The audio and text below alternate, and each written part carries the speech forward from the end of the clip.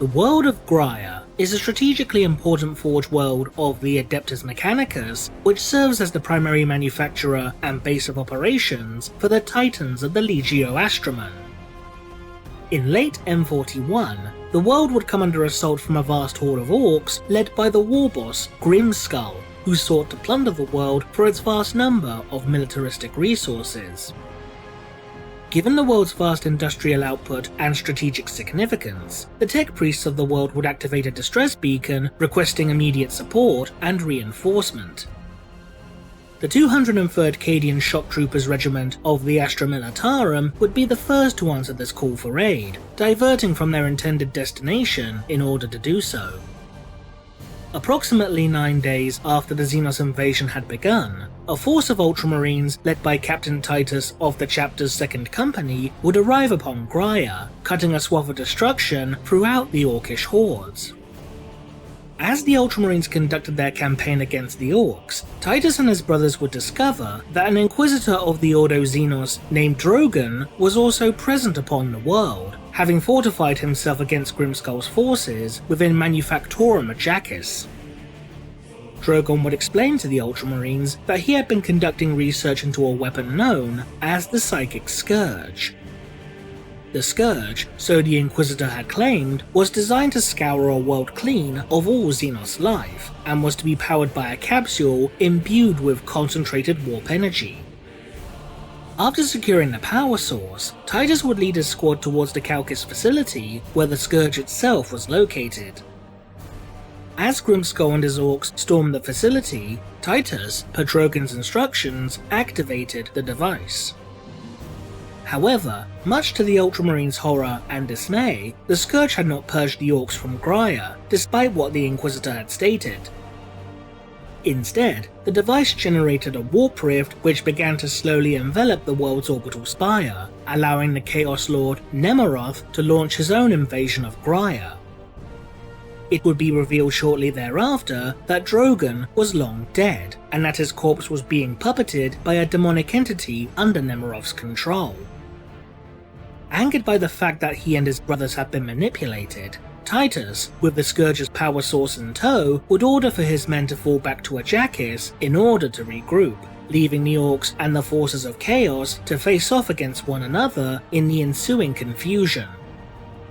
After slaying Grimskull, leaving the remaining Orc forces confused and leaderless, Titus would utilize the power source of the Psychic Scourge to supercharge the volcano cannon of the Titan Invictus, before instructing the Titan to fire upon the Graian orbital spire. This act would succeed in all but destroying the spire, although the energies of the warp surrounding it would prevent the structure from collapsing.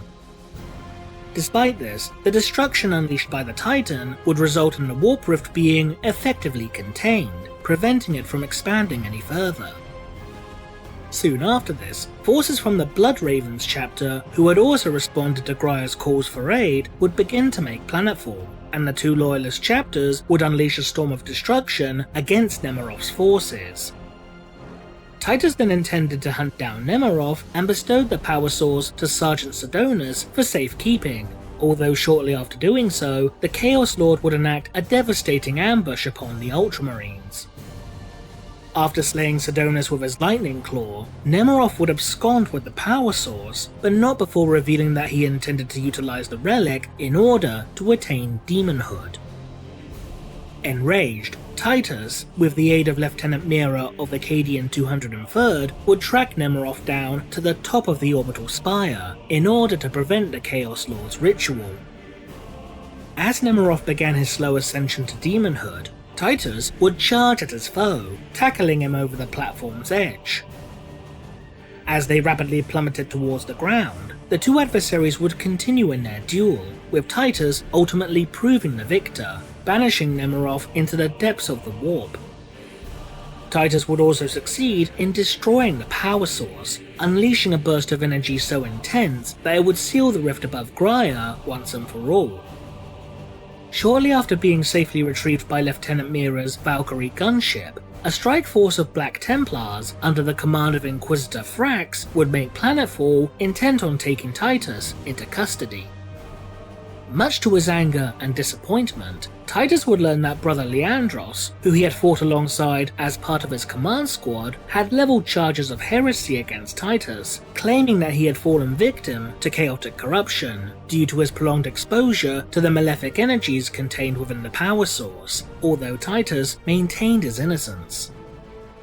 After chastising Leandros by stating that he had failed the ultimate test of a space marine, Titus would willingly turn himself over to the Inquisition, never to be seen again.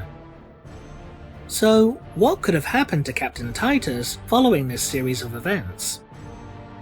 Sometime after being taken into Inquisitorial custody, Titus would have a statue erected in his honor within the Ultramarines Hall of Heroes upon the crag, as detailed with the following quote from the short story Veil of Darkness.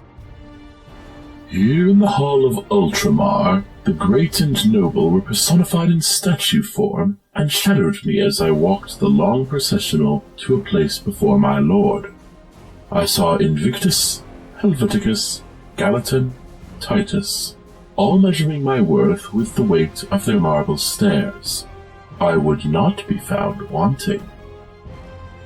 Since a statue was erected in memorial of Titus, then it seems reasonable to assume that the Ultramarines believe that the captain is forever lost to the chapter. Perhaps any inquisitorial reports that may have been delivered to the chapter regarding Titus's fate had listed the captain as simply being killed in action, prompting the Ultramarines to raise a statue in his likeness within their Hall of Heroes, and in turn resulting in another of the chapter's warriors being promoted to the rank of second captain. Whether Titus is indeed currently dead, however, is another matter altogether. It seems to be all but a certainty that following his departure from Graia, Titus would have been interrogated by the Inquisition in order to determine if the charges of heresy laid against him were valid or not. If the Inquisition determined that the reason behind Titus being seemingly unaffected by the power source of the Psychic Scourge was due to the Ultramarine being already tainted, then it would seem fairly reasonable to assume that the Inquisition would have subsequently executed Titus after passing their judgment. If Titus was deemed guilty of heresy, but found that his crimes were not considered to be irredeemable, then perhaps Titus could have been granted the Emperor's forgiveness, subject to swearing an oath of penance. Such an oath could possibly result in Titus being inducted into the Deathwatch chapter as a Black Shield. Deathwatch Black Shields are individuals that have severed all ties to their parent chapter, having removed all traces of their previous lives, such as chapter iconography and battle honors, from their armor, which in turn is painted black. Typically, such individuals will attempt to join the Deathwatch in order to atone for any potential sins or crimes that they may have committed in their previous lives, although there do exist numerous other reasons as to why an Astartes would wish to become a Black Shield. What potentially supports the possibility of Titus having become a member of the Deathwatch is loosely supported within the book Deathwatch Rites of Battle, with the warrior known as Titus Strome. Strome was a Black Shield that was inducted into the Deathwatch after arriving at the Watch Fortress of Eriok, and would go on to swiftly earn the respect of his new battle brothers through his unrelenting drive and devotion to the chapter's cause, although Strome's tireless and unrelenting behaviour would lead to some within the Deathwatch to begin questioning his very sanity. Strome would also become severely injured during his first deployment within the Deathwatch, following a devastating ambush upon the world of Meniscus, receiving over 200 projectile impacts, which saw over a third of them puncturing his armor and drawing blood. Despite the grim prognosis of the chapter's apothecaries, Strome would survive and make a full recovery from his wounds. This brush with death, however, awakens something within Strome, who then petitioned the chapter's chaplaincy in order to serve as an apprentice, and in time, Strome would become a fully fledged chaplain of the Deathwatch. The idea of a Space Marine captain surrendering his rank to become a chaplain is not unheard of, as Apollo Diomedes, the former first captain of the Blood Ravens chapter, would also choose to serve the chaplaincy due to being overwhelmed by both his guilt and shame in being too stubborn and prideful to acknowledge the growing corruption that affected roughly half of his chapter's warriors. That being said, if Captain Titus of the Ultramarines had become a Black Shield, then he would have abdicated any titles and ranks that he may have held prior to being inducted into the Death Watch.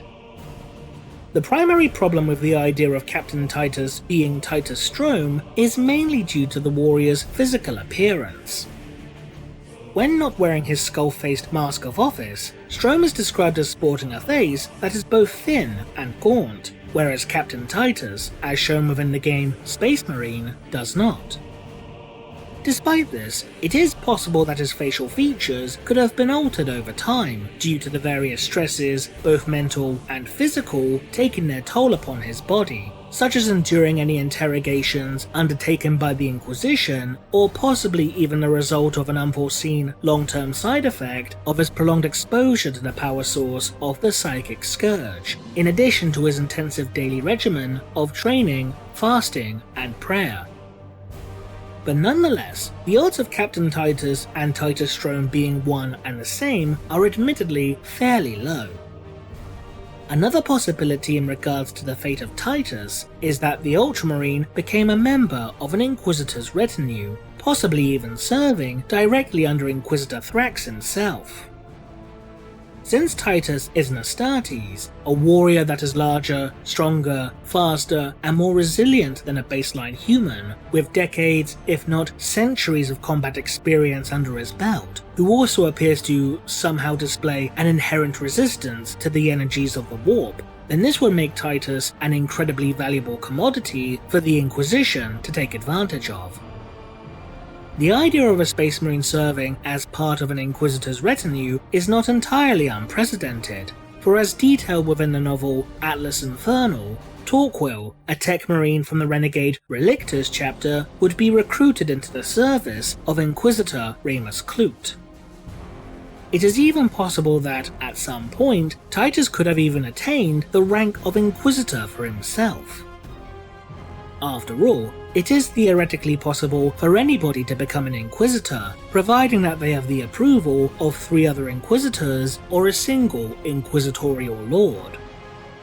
Because Titus appeared to display an exceptionally high resilience to the corrupting energies of the warp, some have suggested that the Ultramarine was subsequently inducted into the ranks of the Grey Knights, a secretive chapter of the Adeptus Astartes which serves as the chamber militant of the Ordo Malleus, specializing in combating against demonic entities and other such foes born from the taint of chaos. However, this possibility would appear to be highly unlikely due to one particular fact. Each and every member of the Grey Knights is an exceptionally potent psyker, with potential aspirants being forced to endure trials that are even more demanding than those demonstrated by other Space Marine chapters. Titus, by contrast, was not a psyker. If Titus had been a psyker prior to his induction into the Ultramarines, then any trace of psychic potential is likely to have been detected during his indoctrination process, which in turn would have seen Titus being entrusted to the chapter's Librarius.